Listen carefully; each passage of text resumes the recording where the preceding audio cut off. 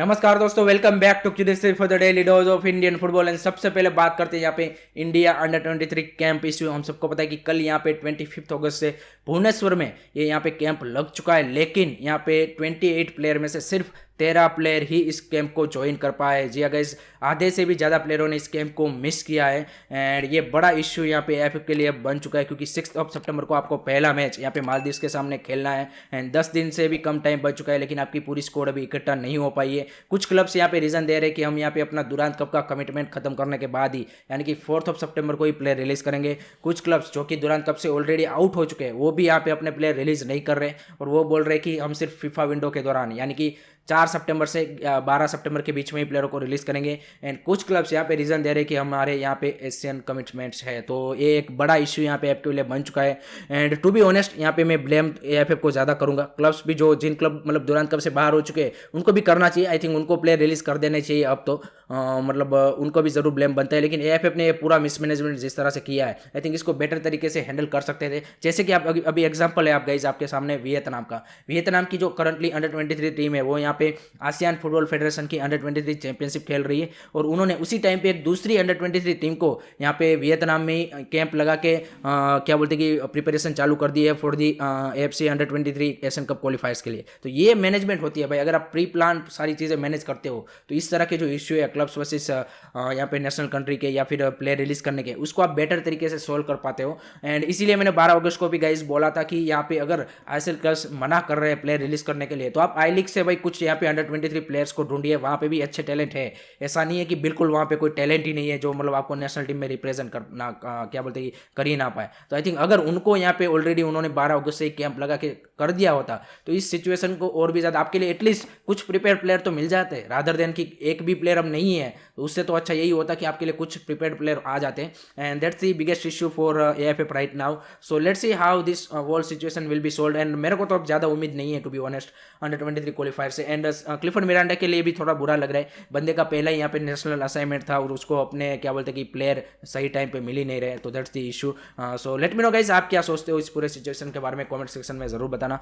Moving on to the second news is regarding guys AFC competition जो हमारे तीनों club है उनके यहाँ पे फिक्सर्स अनाउंसमेंट हो चुके हैं। चैंपियंस लीग में अगर आप देखेंगे तो मुंबई सिटी अपना कैंपेन की शुरुआत 18 सितंबर से यहाँ पे होम गेम से करेगी अगेंस्ट नासाजी। एंड अल हिलाल के सामने उनका पहला अवे गेम होगा अक्टूबर में और होम गेम होगा यहाँ पे 6 नवंबर को, जिसकी टिकट्स गाइज यहाँ पे सितंबर के फर्स्ट वीक से स्टार्ट होगी सेल होना। जी हाँ गाइज, और 9000 टिकट्स यहाँ पे सेल्स पे जाएगी, क्योंकि यहाँ पे हम सबको पता है कि 11,000 कैपेसिटी का स्टेडियम ज़रूर है, लेकिन कुछ टिकट यहाँ पे वीआईपीज के लिए जाएंगी, कुछ टिकट्स यहाँ पे ऑब्वियसली फॉरेन फैंस के लिए भी यहाँ पे रिजर्व रखनी पड़ती है। तो इसी के चलते यहाँ पे 9,000 टिकट्स यहाँ पे सेल के लिए जाएगी। एंड लेट्स सी किन किन को यह टिकट मिल पाती है। और 4 दिसंबर को यहाँ पे अपना जो लास्ट ग्रुप स्टेज का मैच है वो यहाँ पे क्या बोलते हैं कि मुंबई सिटी खेलेगी। उसी के चलते यहाँ पे अगर हम एएफसी कप की बात करें तो मोहन बगान एंड ओडिशा एफसी यहाँ पे अपना कैंपेन की शुरुआत करेंगे 19 सितंबर को एक दूसरे के सामने कलिंगा स्टेडियम से। एंड वो भी एक इंटरेस्टिंग मुकाबला होगा और उन दोनों की अगर हम लास्ट फिक्सर्स देखें तो वो यहाँ पे 11 दिसंबर को होने वाला है, तो उनके ग्रुप स्टेजेस यहाँ पे 11 दिसंबर को खत्म हो गए, तो इस तरह से उनका भी शेड्यूल आप देख सकते हो।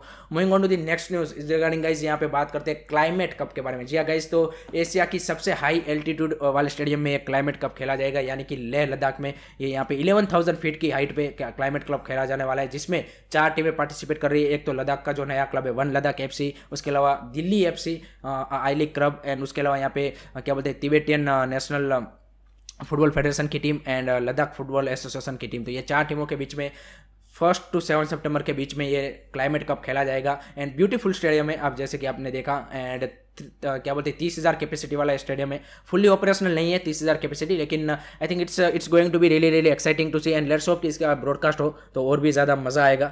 Moving on to the next news is obviously regarding guys Durand Cup. तो दुरांत कप में भाई यहाँ पे फाइनली ईस्ट बंगाल फैंस के लिए काफ़ी सालों बाद एक चॉइस मोमेंट आया है and they are now into the semis of Durand cup. जी गाइस, तो कार्लोस गुजरात की टीम यहाँ पे सेमीज फाइनल में पहुंच चुकी है। एंड जिस तरह से कल उन्होंने यहाँ पे परफॉर्मेंस दी गोकुलम केरला के सामने, brilliant performance from East Bengal FC, particularly what a signing Jordan Elsey has been। भाई फर्स्ट मिनट में ही यहाँ पे उन्होंने ब्यूटीफुल हेडर से ईस्ट बंगाल को लीड दिला दी। एंड जिस तरह से वो भाई बैकलाइन के लीडर बन के उभरे, जिस तरह की उनकी परफॉर्मेंस रही है कल के मैच में। उसके अलावा एक और प्लेयर का मैं मेंशन करना चाहूँगा यहाँ पे, वो है Prabhsukhan Gill. I think what a performance भाई, काफ़ी ज़्यादा उनकी बात नहीं हुई इस दुरांत कप में, लेकिन he has been really crucial part of this East Bengal side. And I think for me he is the signing of the season for the east Bengal.